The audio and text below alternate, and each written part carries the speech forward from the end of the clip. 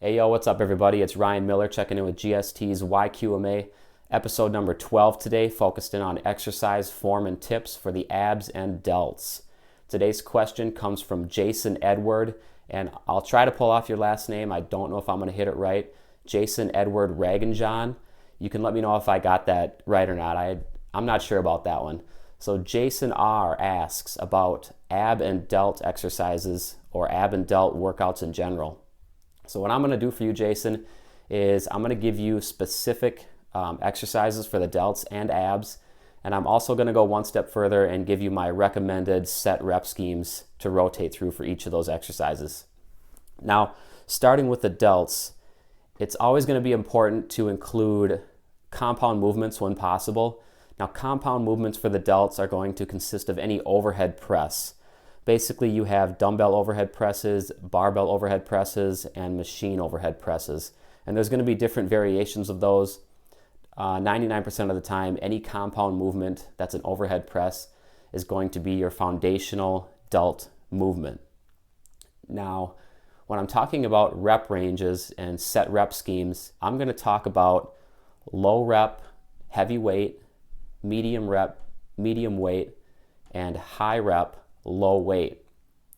With compound movements, you can take the movements through all three of those set rep schemes. It's not always a good idea to do this with all types of exercises, but compound movements can be taken through any set rep scheme.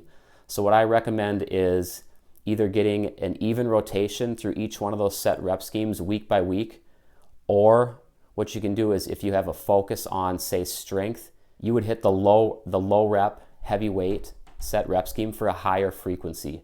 If you had a growth focus, you would hit the medium rep and medium weight set rep scheme at a higher frequency relative to the other two set rep schemes. Now, moving on from the compound movements for the delts, you also want to make sure that you try to isolate the front delts, the medial delts, and the rear delts just to get that nice full round delt look. It's important to hit them from all angles, and that means targeting all three heads, the front, the medial, and the rear. So front raises with dumbbells are great for the front delts. Any type of lateral fly, which means dumbbells or cables, any type of lateral fly is great for the medials. And I should also mention that any type of front raise, whether it's dumbbell or cable, you can use either variation. You're not just limited to dumbbells. And the same goes for rear delt flies.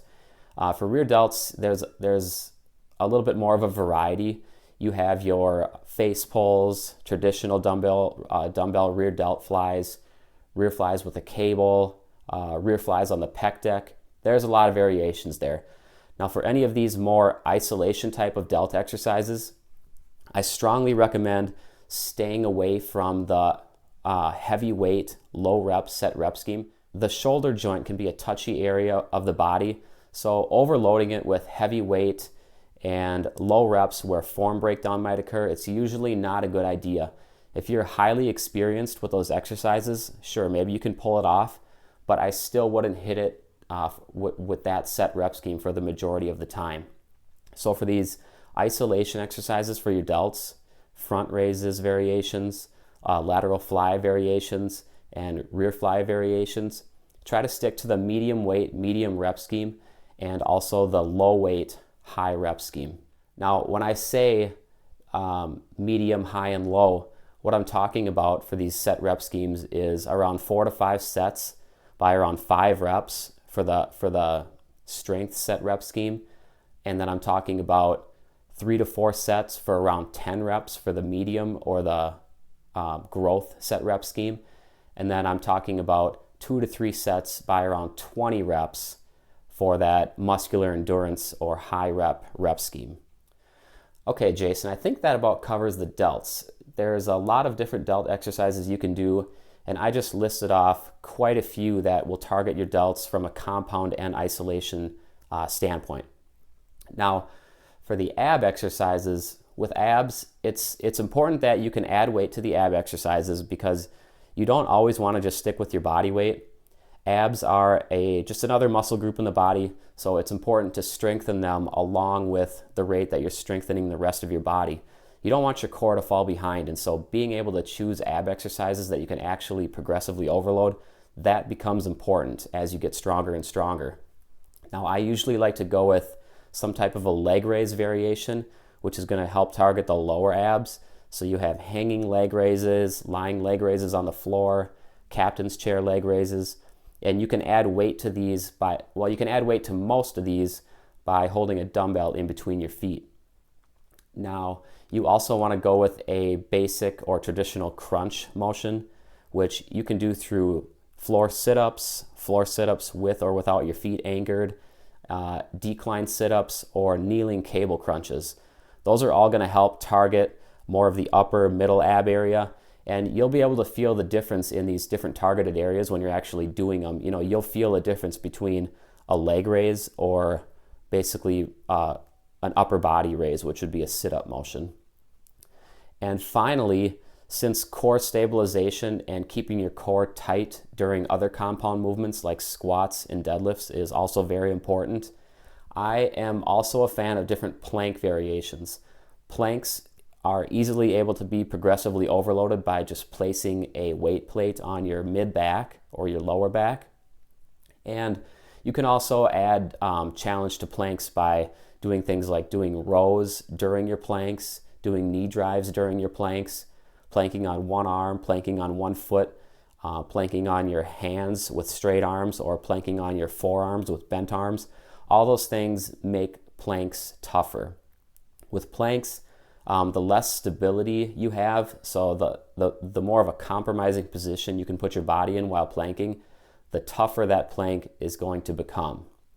So I recommend for a quality and well-rounded ab regimen, what I recommend is one leg raise variation, one crunch or sit-up type variation, and one plank variation.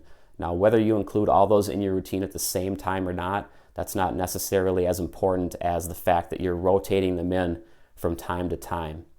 One thing you don't want to do is you don't want to work on training your abs so hard and so frequently that they grow too often, because ab growth equates to a bigger waist. That's common sense, and that's something that a lot of people don't really realize. So they'll be training their abs like every day, and they're going to see some actual waistline growth from that, which is usually undesired. Before I finish up this video, I'd like to also mention that these ab exercises can be taken through the different set rep ranges as well. There's nothing wrong with training abs heavy. There's nothing wrong with training abs in the size gaining set rep scheme range. And there's also nothing wrong with training them for high reps with lower weight. Just, be careful that you're not always training them for size. Be careful that there's rhyme and reason to your set rep scheme frequency, because like I said, you don't want that big waistline growth, but you do also have to make your abs grow with the rest of your body in terms of strength, which will add a little bit of size too, but just don't make it excessive. You don't have to train them unlike any other muscle group. Okay, Jason, I think I have gone over the ab and delt workouts pretty thoroughly. I think that your question should be answered. In the case that it's not, let me know by commenting below. If I have to expand on any of my answers, I'll definitely do that in tomorrow's YQMA. So let me know what you think, and I appreciate the question. Okay, it's time for me to shut this YQMA down. I got a post-workout meal to drink. It's pure egg whites and a little bit of almond milk. I don't have any room for carbs or many grams of fat in this meal. It's just 35P, 1.5F, 0C. So that's my favorite choice, is the pasteurized egg whites out of the carton. 7 servings of those, and then about just a half a serving of almond milk to get that 1.5 grams in. Also, adding almond milk to the egg whites, it makes the drink taste just like almond milk. The egg whites have no taste. So if you haven't tried straight egg whites out of the carton, a lot of people don't have that idea. They think it's gross, but they're safe to consume. It's a pure protein source, and it's also tasteless. So I would definitely give that a shot the next time you're looking for a simple, easy protein bump. Okay, so I'm going to work on further YQMA questions later in this week. It's only Tuesday, so I have a lot of episodes to go, and I'll continue my talk on exercise, form, and tips. Once again, thank you for watching, And if you have a question, you need to ask it. Don't be afraid to speak up. It's going to get answered. Thank you.